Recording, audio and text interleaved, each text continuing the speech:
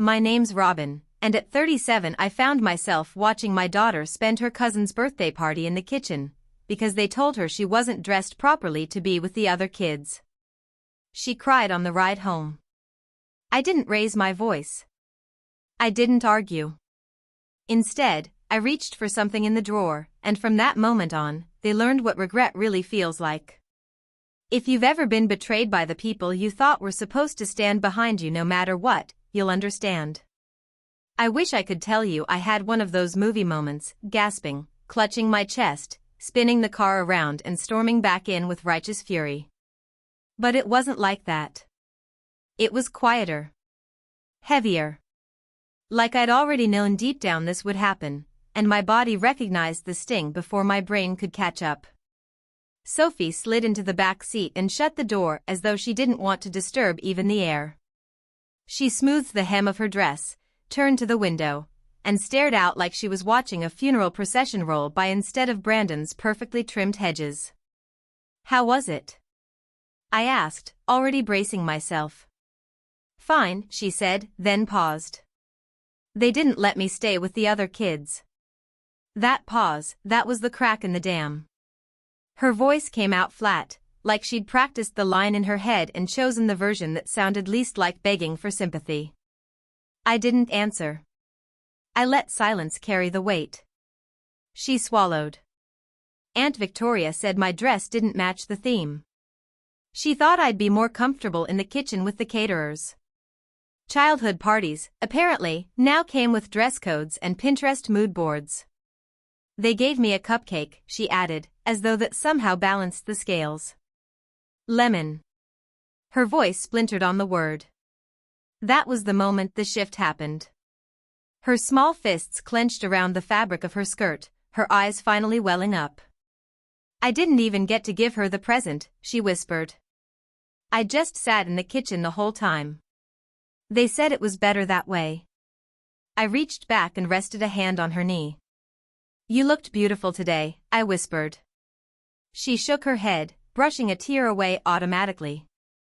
They don't think so. And what do you say to that?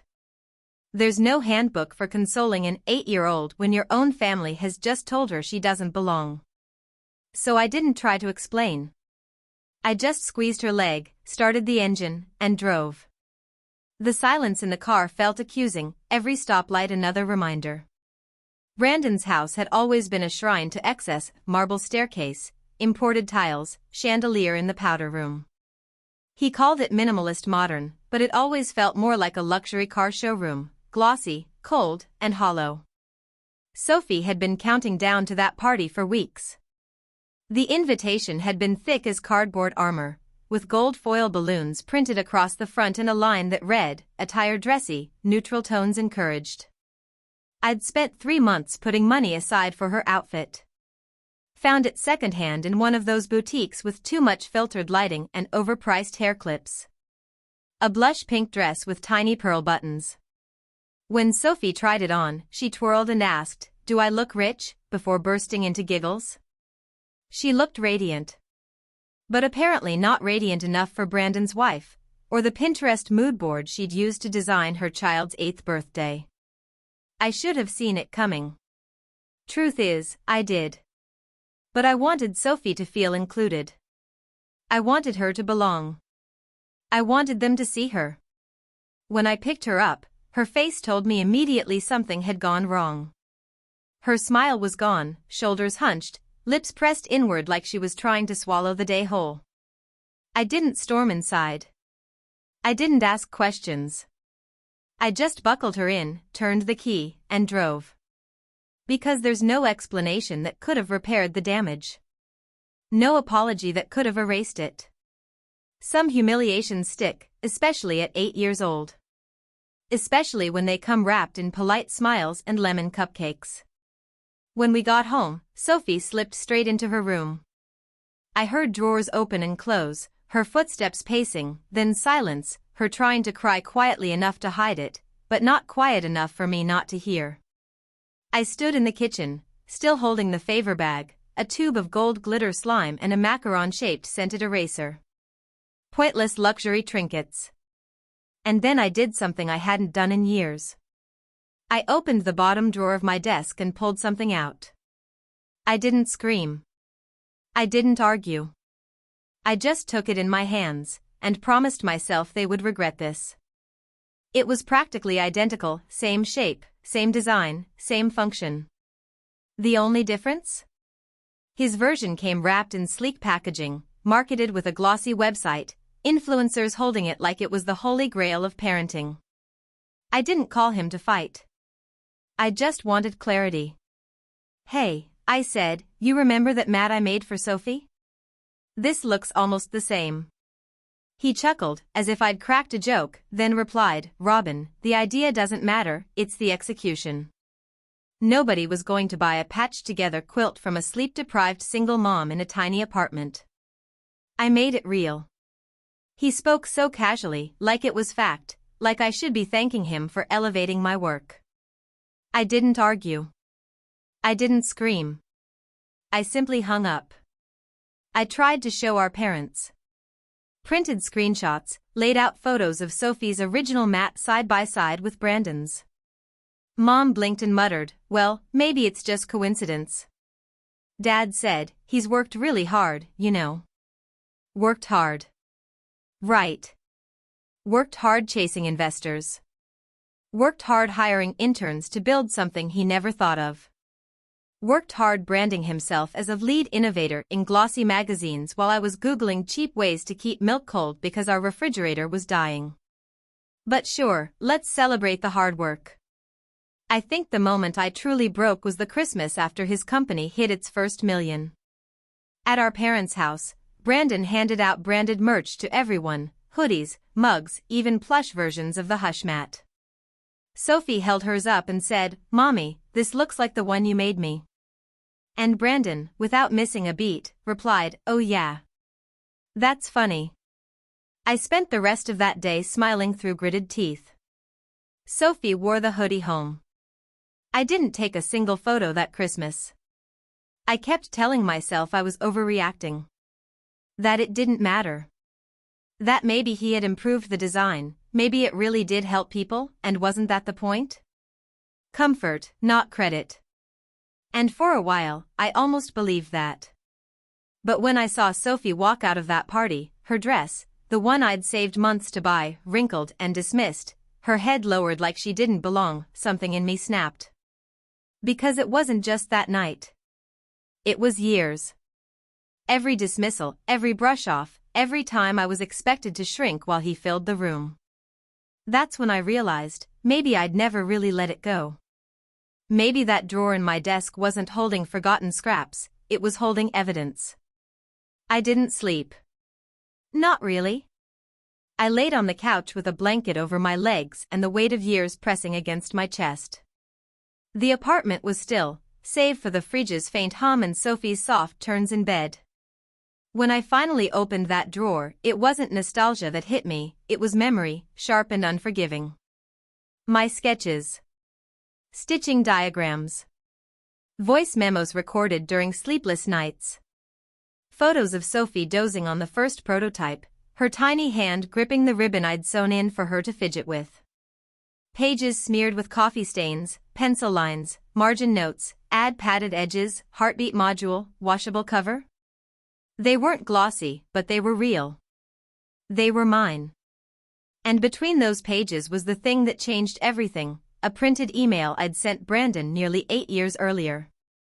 Back when I still believed family meant something. "Hey B, think this could ever be a real product? I made a version for Sophie. It's not fancy, but it actually helps her sleep. I know you're good at business stuff, just wanted your opinion." Attached was a photo of Sophie asleep on the original snuggle mat. His reply? "Cute idea. Not sure there's a market. Maybe something for Etsy moms." 3 years later, he launched the hush mat. I didn't have money for a lawyer. That was problem 1. Time was problem 2, between work and raising Sophie, I barely had any. But the weight of that folder made me feel sharper than I had in years. So I did what single millennial moms do when the world screws them over, I Googled. Intellectual property theft. DIY invention. No patent. Can I sue? Most answers were bleak. If ideas aren't protected, execution is everything. Sound familiar? I almost closed the laptop right there. But then I found it. A small business article about a woman who won a settlement after a bigger brand copied her design. She'd been dismissed again and again until one lawyer finally believed her. He took the case pro bono. And they won. At the bottom of the article, Michael C. Landon, IP attorney. I sent him an email. Short, simple. No backstory. Just a few attachments, my sketches, Brandon's product page, and the dated email. Subject line: I think my brother built $1 million company on something I created in my living room. I didn't expect an answer. But 2 hours later, I was sitting across from Michael in a coffee shop. I wore the best blouse I owned, the one with a snag under the arm that only showed if I lifted too high. Michael was in his 30s, jeans and a blazer, wire-framed glasses that made him look permanently unimpressed. He barely spoke, just flipped through my folder, scanning like he knew exactly what he was looking for. When he reached the old email, he nodded once and set it aside. This is strong, he said. I blinked. Seriously? I can't promise anything, he added quickly, but yes, this is solid. You've got dated proof. Photos. A unique concept that predates his launch. But I didn't patent it. I didn't trademark anything. You made a working prototype. Documented it. Shared it. That's more than half the inventors I see. I just stared at him. So, you think I have a case? He leaned back, calm as ever. I think you have leverage. The next week's blurred documents, meetings, terms I barely understood. Michael agreed to work pro bono, taking a cut only if we won. First step wasn't a lawsuit but a demand letter, carefully drafted, outlining my claim, attaching the sketches, the email, the photo, and side-by-side comparisons of my design and Brandon's. Michael sent it directly to Brandon's corporate office. Then we waited. 3 days later, Brandon called. I let it go to voicemail. Robin, this is insane. Call me back, we can work this out. I didn't. He emailed next, forwarding articles about how ideas can't be owned and how his team had developed the product professionally. Michael glanced at it and laughed. He's sweating. How do you know? I asked. Because if he thought you had nothing, he'd ignore you. The fact that he's responding? He knows you're right. And he's afraid it won't stay quiet. Not long after, the shift happened. Michael forwarded me an email from Brandon's legal team. A settlement offer. No guilt admitted, no apology, just money. Quiet money. They want this buried, Michael said. Because if it goes public, his image crumbles. Investors back off. Deals stall. Too much risk. How much? I asked. Michael read the number aloud. My chest tightened. It was more than I'd made in 5 years, plus royalties. A percentage of sales. A retroactive patent with my name on it. Not just hush money. Recognition. The only thing they wouldn't put on the table? A public apology. Too damaging to the brand, that was their excuse. I couldn't care less. They could hold on to their apology, I didn't need it. The morning I signed those papers, I zipped Sophie into a brand new coat before school. Her old one had frayed sleeves and a zipper that always jammed. This one was soft, lined, and her favorite shade. She spun around in the hallway before walking inside, grinning. That night, I cleared every credit card balance. Stocked the fridge. Finally fixed that leaky pipe under the sink that had been dripping since April. I stood in the middle of our kitchen, inhaling the faint scent of lemon cupcakes left from the party. Only this time, I didn't feel small. I felt like something new was starting. 3 days after signing, the story broke. Not from me, not from my lawyer. Someone in Brandon's camp must have leaked it, trying to control the spin before it swallowed him whole. Too late. Headlines practically wrote themselves. Toy mogul's sister wins settlement, claims her invention was stolen. The comments were brutal. Brandon stayed silent at first, then eventually pushed out a polished statement full of phrases like family miscommunication and mutual respect. He never used my name. Never admitted a thing. I didn't expect him to. What I didn't expect was the call from my mother. "You went too far," she said, no greeting. I stared at the phone, half waiting for it to apologize on her behalf. "Excuse me?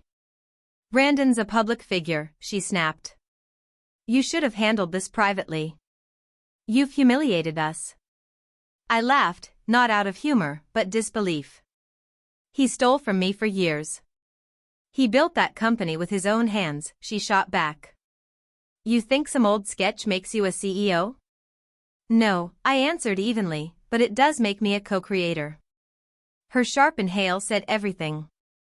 She wanted to cut me down but hadn't chosen which blade to use. "You've always been jealous of him." I hung up. Not out of fury, out of survival. 2 days later, a group text arrived from my parents, "Family dinner Sunday. Let's move past this. Bring Sophie." No apology. No acknowledgement. Just a demand disguised as an olive branch. I stared at the screen, then typed, "Just me." Brandon opened the door that night in a quarter-zip sweater and a brittle smile. He looked thinner, smaller somehow. When someone who's always been untouchable suddenly cracks, it's hard not to notice. "Robin," he said, like we were casual acquaintances meeting for coffee. "Brandon." He stepped aside.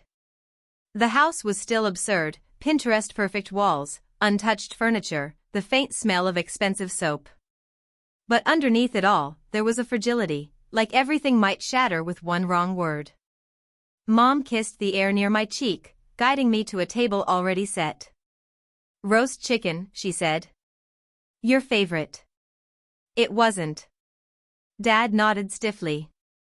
Conversation circled around local politics, wine subscriptions, anything except the lawsuit. Midway through, Brandon cleared his throat. "We should all be grateful," he said, cutting into his chicken as though it had offended him. "Things could have been worse." "Could they?" I asked, folding my napkin. His eyes met mine. "I gave you a generous deal." I smiled. "You gave me what was mine." He chuckled bitterly. "You really think a homemade mat and a few doodles are worth a stake in a multi-million-dollar company? You didn't think that 6 weeks ago, when your lawyers begged to keep this buried." Silence pressed in. Mom drank her wine like oxygen. Dad shifted uncomfortably. Brandon's smirk faltered. "I made it successful," he muttered. "Not you. I did the work." "Then you should have shared the credit." "But that's harder when you've convinced everyone you built it all from nothing." He shoved his plate away. "You just wanted to humiliate me." "No," I said softly. "But it's a nice side effect." After dinner, Mom pulled me into the hall, her grip light but firm. "You've made your point," she whispered. "Now let it go." She looked worn, not from age, but from propping up lies for decades. "You think this was about a point? You embarrassed him, Robin. Embarrassed all of us." I exhaled every time I'd swallowed words around her. "Do you hear yourself?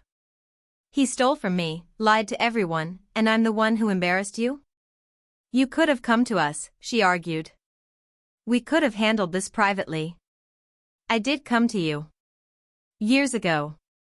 I showed you everything. And you told me I was jealous." Her expression didn't shift much, just that tight, controlled tilt of the head. "You don't understand the pressure your brother faces, his investors, his image, his family." "So did I," I said. The difference is, I didn't have a PR team to rewrite my story. That hit harder than I expected. For a second, she almost looked like she understood. Then her shoulders stiffened. You've always had a chip on your shoulder. I nodded slowly. Or maybe I've just been carrying what you refuse to see. I walked out without waiting for a reply. 3 weeks later, I signed a lease in a different city. Not for reinvention, just relief. A place where no one would ask me to shrink so someone else could shine. When I told Sophie we were moving, she asked, "Will it be quieter there?" "Only in the best ways," I promised. She smiled, ran to pack her stuffed animals. The next day, an invitation arrived, gold foil, heavy cardstock. Brandon's daughter's 9th birthday. Same house? Sophie asked. I nodded. Do I have to go? Only if you want. She ripped the RSVP in half. I'd rather go somewhere people don't care what dress I wear. And just like that, she freed herself from what I'd spent my whole life trying to escape. The following morning, she walked into her new school in neon leggings, a rainbow hoodie, and glitter across her eyelids. Before going in, she turned back. Is this okay? I smiled. It's perfect. Because we don't need their rooms to shine anymore. Sometimes I wonder, if Sophie hadn't cried in the car that day, would I have ever opened that drawer? What would you have done in my place? Drop your thoughts in the comments, and don't forget to subscribe for more stories like this.